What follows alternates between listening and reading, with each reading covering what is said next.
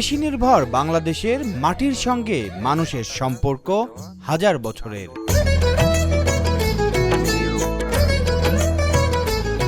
এই দেশের খাদ্য, অর্থনীতি আর সংস্কৃতির শেকড় জড়িয়ে আছে মাঠে ঘাটে। কিন্তু সময়ের সঙ্গে বদলেছে কৃষি পণ্য ব্যবহারের চাহিদা। বিশেষ করে মশলা জাতীয় ফসলের ব্যবহার বেড়েছে বহুগুণ।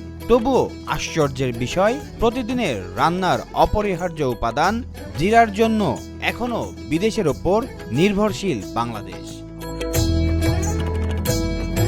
প্রতি বছর প্রায় ২৭ থেকে ২৮ হাজার মেট্রিক টন জিরার চাহিদা মেটাতে আমদানি করতে হচ্ছে। খরচ হচ্ছে বিপুল বৈদেশিক মুদ্রা। ২০২৩ সালেই শুধু জিরা আমদানিতে ব্যয় হয়েছে প্রায় ৮৮ মিলিয়ন মার্কিন ডলার। যে জিরা ছাড়া রান্নাঘর অচল, সেই জিরাই দেশে প্রায় অনুপস্থিত। তবে বদলাতে শুরু করেছে সেই চিত্র। পরীক্ষামূলক হলেও নতুন সম্ভাবনার বীজ বপন হয়েছে চট্টগ্রামের সীতাকুণ্ডে। মুরাদপুর ইউনিয়নের মাঠে প্রথমবারের মতো জিরা চাষ করে সফল হয়েছেন স্থানীয় যুবক ইমতিয়াজ। আমরা যেখানে দাঁড়ায় আছি এটা হচ্ছে একটা জিরার প্রজেক্ট। তো আমরা এটা বাংলাদেশের তথা চট্টগ্রামের মধ্যে প্রথম এই জিরা চাষাবাদটা শুরু হয়েছে আমার মাধ্যমে। তো আমরা চেষ্টা করছি এই নতুন যে জিরা সম্প্রসারণের চাষ, যে সম্প্রসারণের বিষয়টা, এটা আমরা এবার প্রথমবারের মতো চাষ করেছি।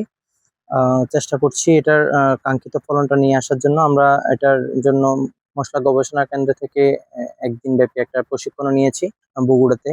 তো এরপর এখানে এসে আমরা নভেম্বরের ১৫ তারিখের পর আমরা এটার বীজ বপন করি। তারপরে এখানের যে পরিচর্যাগুলো আছে সেগুলা সময় মতো করার চেষ্টা করেছি এবং এখন বর্তমানে এটা ফুলের স্টেজে আছে। কিছুদিনের মধ্যে আমরা এটার ফলন হারভেস্ট করতে পারবো ইনশাল্লাহ। আগে কখনো জিরার গাছ না দেখা ইমতিয়াজ সরকারি সহযোগিতার সাহসে নতুন এই সম্ভাবনার পথে পা বাড়িয়েছে। আমি ডিগ্রি কমপ্লিট করে যখন অনেকে চাকরির পিছনে ঘুরছিল, তখন আমি চাকরিতে না গিয়ে আমি চেষ্টা করছিলাম কিভাবে একজন উদ্যোক্তা হওয়া যায়। তো আমার কৃষির প্রতি একটা ফ্যাশন ছিল। আমার পারিবারিকভাবে এটা একটা কৃষি কাজটা এক সময় থেকে করে আসছিল সবাই। তো সেক্ষেত্রে আমি আসলে কৃষিতে একটু জড়িয়ে পড়ি। দেখা যাচ্ছে প্রথমে একটু ভালোবাসার জায়গা থেকে করলো, এখন বর্তমানে সেটা প্রফেশন হিসেবে নিয়ে নিয়েছি। আমার এখানে আমার প্রায় ৫ একরের প্রজেক্ট। আমার এখানে ৫ একরের প্রজেক্টের বাইরেও আমার পলিশিডের নার্সারি আছে, যেখানে প্রায় ২ লক্ষ চারা করা যায়। এর পাশাপাশি আমার উচ্চ মূল্যের যে সবজিগুলো আছে, এগুলো আমার চাষাবাদের প্রধান সবজি। এর মধ্যে রঙিন ফুলকপি, রঙিন বাঁধাকপি, পেঁয়াজ, তারপর হচ্ছে যে গ্রীষ্মকালীন টমেটো, গ্রীষ্মকালীন তরমুজ, ব্রকলি, বিটরুট। কম সেচে উৎপাদনযোগ্য হলেও রবি মৌসুমের ও বিদেশি ফসল হওয়ায় জিরা চাষে রয়েছে বেশ রোগবালাইয়ের ঝুঁকি। তাই প্রয়োজন সঠিক প্রযুক্তি, সময়মতো পরিচর্যা আর কৃষি বিভাগের নিবিড় সহায়তা। কৃষি বিশেষজ্ঞদের মতে পরিকল্পিতভাবে জিরা চাষ সম্প্রসারণ করা গেলে একদিকে যেমন আমদানি নির্ভরতা কমবে, অন্যদিকে কৃষকের আয় বাড়ার পাশাপাশি দেশের মশলা খাতে আসবে নতুন বিপ্লব। সীতাকুণ্ড উপজেলাতে এই বছর প্রথমবারের মতো আমরা জিরা চাষ করেছি। আমরা ২টি ব্লকে, একটা হচ্ছে দক্ষিণ রহমতনগর এবং টেরিয়াল ব্লক, এই ২টি স্থানে আমরা প্রথমবার আমরা কৃষক ভাইদের দিয়ে জিরা চাষ করালাম। জিরা আসলে আমাদের সীতাকুণ্ডের মাটির সাথে উপযোগী কিনা, প্রথমে এটা ছিল বড় চ্যালেঞ্জ।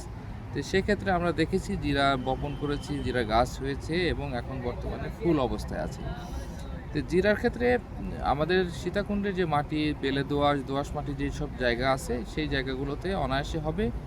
আর এটা পানির পরিমাণ খুব কম লাগে, সেক্ষেত্রে সেচের পরিমাণ যেহেতু কম লাগে এখানে ভালো হবে। আর জিরার সবচেয়ে বড় চ্যালেঞ্জ সেটি হচ্ছে যে এর পাতাটা পুড়ে যায় বা কাণ্ডটা পুড়ে মারা যায়।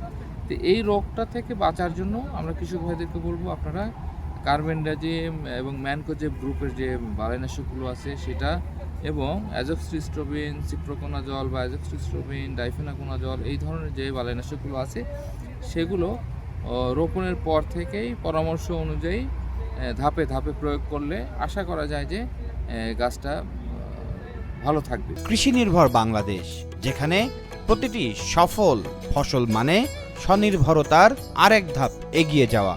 সঠিক উদ্যোগ ও সরকারি সহায়তা পেলে জিরা হতে পারে বাংলাদেশের নতুন সম্ভাবনাময় মশলা ফসল, এমনটাই আশা কৃষক ও কৃষি কর্মকর্তাদের।